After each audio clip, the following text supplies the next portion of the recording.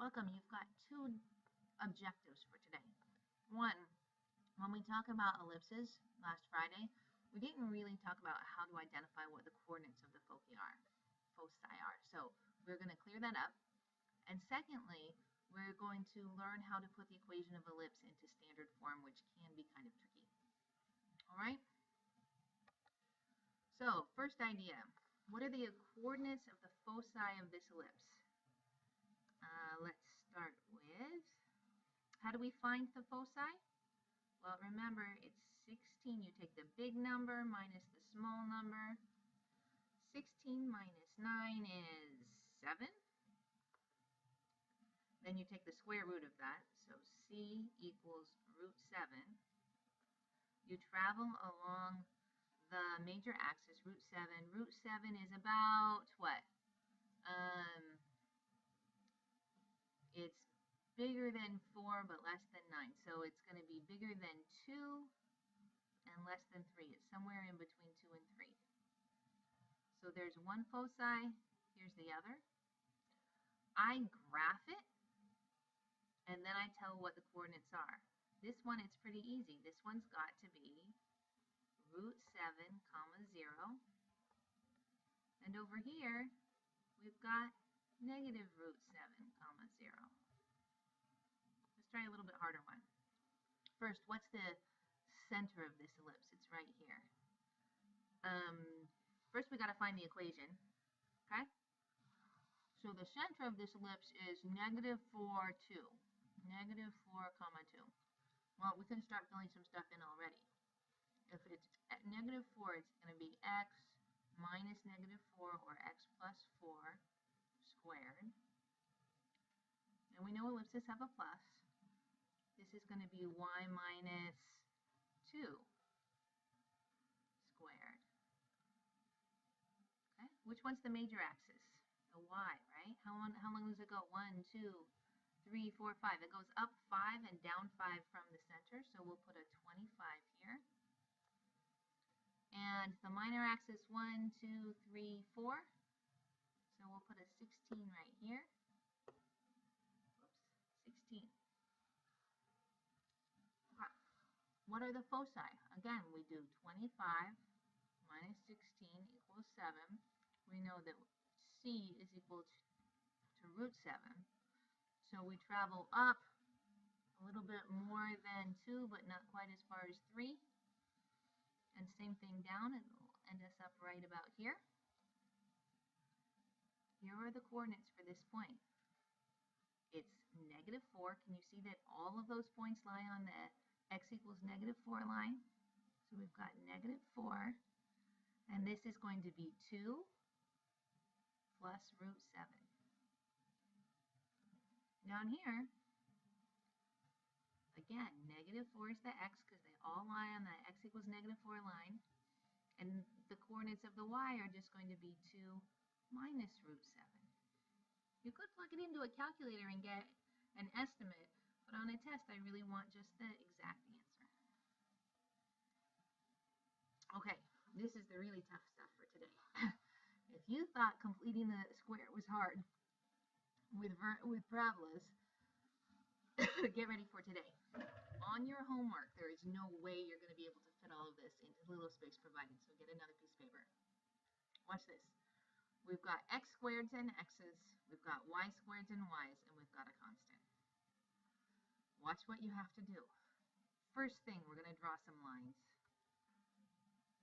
Let's just draw a quick line to separate the x's and the y's and the constant. Okay? Going back to pen. First thing I'm going to do, I'm going to divide just this part by 25. I'm going to make another line here to remind myself that I've divided by 25, and I better multiply by 25 at the end if I want the values to be constant. X squared minus 2x. Now I complete the square. Plus 1 minus 1. That becomes x minus 1 squared minus 1. Let me multiply by 25 now.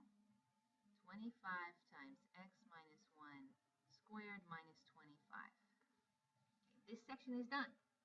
Moving on. Draw another little line here. I'm going to divide by 4. I'm going to multiply by 4. This becomes y squared plus 4y. I'm going to add 4 minus 4 in order to complete the square. This becomes y plus 2 squared minus 4. When I multiply by 4, I'm going to write it down here so I have a little more room. It becomes 4 times y plus 2 squared minus, I have to multiply this term, 16. I still have my minus 59 here, equals 0. So watch what we do next. Let me write out what I have. All together, I'm just going to recopy so that it looks like one equation. X minus 1 squared minus 25 plus 4 times y plus 2 squared minus 16 minus 59 equals 0. Now watch this. I'm going to add all the constants to both sides of the equation. I'm going to bring it over to this side. I end up with 25 times x minus 1 squared plus 4 times y plus 2 squared equals, when you add 25 and 16 and 59, you get a grand total of 100. How nice. Divide both sides by 100. You have x minus 1 squared over 4 plus y plus 2 squared over 25 equals 1. That's the equation of your ellipse. All right, what's the center of this ellipse? It's going to be 1, negative 2. So I go right here. On the x, in the x direction, I'm going to go 2 in either direction. In the y, sorry, you know what? I totally graphed this wrong. I'm sorry. Our vertex should be 1, negative 2. I go to right here. I go 2 in either direction for the x. For the y, I go 5 in either direction. So up to here, 1, 2, 3, 4, 5. That looks good. All right, artistic skills.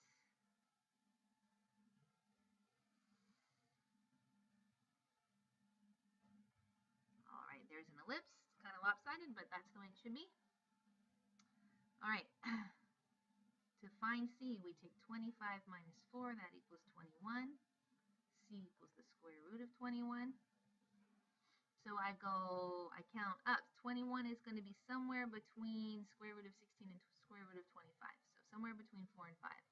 1, 2, 3, 4, 5. These long skinny ones always have long C's. Oh, what's the coordinate of this one going to be? You see how the x's are all going to be 1? They all lie on the x equals 1. So this is going to be negative 2 plus root 21. And this will be negative 2 minus, negative 2 minus root 21. Done. Okay. Okay, one more example. I am going to do this one off without recording, but leave it so that you can see what my work was.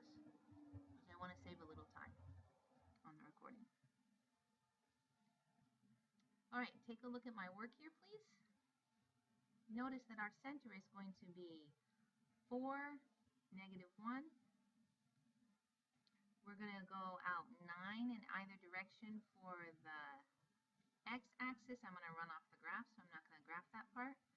I go up 5 and down 5. Should hit me about here. Nice big ellipse.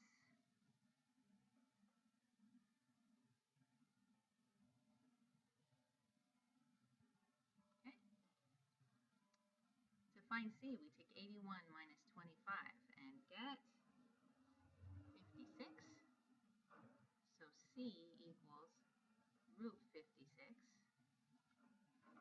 is somewhere just a little bit above 7. 1, 2, 3, 4, 5, 6, 7, a little bit more. And I think this one's going to run off. So the coordinates of this focus is going to be, notice that this time it all lies on the y equals -1. So I'm going to put -1 as my y value. And this is going to be 4 minus root 56. The other one, the focus that went off the page, will be 4 plus root 56, comma -1. Okay, for these ones, I'm just going to get you started. Find the equation of a circle whose center is at 3, -5, and passes through 7, 1. Always, with these kind of problems, the first step is just to graph it out so that you get a sense of what's going on. This is going to be a circle. The center is here. Sorry. This is the center. So that means that this is the circle, something like this. And what's this? That's the radius. You're going to have to use that distance formula or figure out what the distance is between here and here. That will help you figure it out. Try this one. Find the equation of ellipse whose major axis is 16 units long and parallel to the x-axis. The minor axis is 6 units long and the center is at 1, -4. Start by graphing. Here's the center. The major axis is parallel to the x-axis. That means it's going to be going this way. And it's 16 long. That means we're going to have to travel 8 in either direction to make 16 total. There's my major axis. Minor axis is 6 units long. That means I have to travel 3 in either direction. Okay, there's your ellipse. Should be able to make an equation now. Find the equation of a circle whose diameters are the endpoints 2, -3. Start by graphing. 7, 1. Okay, this time, this is a diameter. We don't know what the center is. How do you find the center? Well, the center is going to be the midpoint of those two, the midpoint of that line. So first you find the midpoint. Once you find the midpoint and you have coordinates for it, then you can find the radius by using distance formula. Okay, good luck with this.